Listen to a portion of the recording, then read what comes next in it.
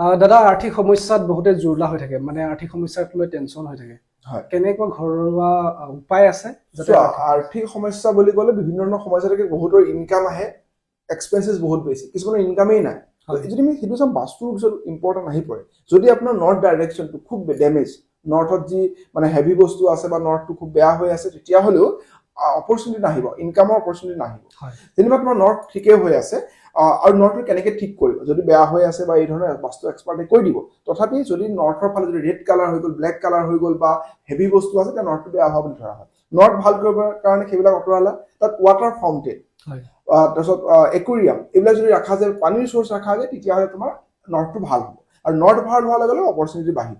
এতিয়া আহিলে তোমাৰ ব্যৱসায়, তোমাৰ যেনিবা অপৰচুনিটি আহিয়ে থাকে, ইনকাম তুমি কৰিয়ে থাকা, কিন্তু তোমাৰ পইচা সাঁচিব নোৱাৰা। সেইটো হ'লে তোমাৰ চাউথ ইষ্ট, অৰ্থাৎ দক্ষিণ পূব দিশটো চাব লাগিব।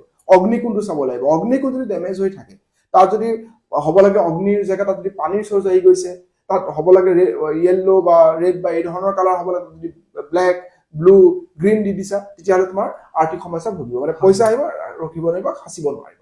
তেতিয়াহ'লে সেই চাউথ ইষ্টটো ঠিক কৰি লোৱাটো ভাল। চাউথ ইষ্ট যদি কিবা ডেমেজ হৈ আছে, তেতিয়াহ'লে তাক ঠিক কৰিলে, তাক এক্টিভেট কৰিবৰ কাৰণে আৰু প্ৰাণৱন্ত কৰিবৰ কাৰণে ডেইলি এগছি ঘিউৰ চাকি ৰাতি ৰাতি লগাব পৰা, নহ'লে ৰঙা ৰেড কালাৰ বাল্ব তাত লগাই থ'ব পাৰে। সেইটো এটা ভাল উপায় হ'ব।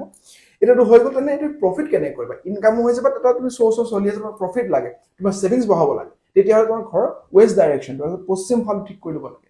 পশ্চিম ফালৰ ৱালখন যদি য়েল্লো নহ'লে হোৱাইট, বেছিকেলি হোৱাইটটো, কিন্তু পশ্চিম দিশটোৱে শনিক ৰিপ্ৰেজেণ্ট কৰে। শনিয়ে প্ৰফিট দিব, এক্সপনেনচিয়েল গ্ৰোথ দিব।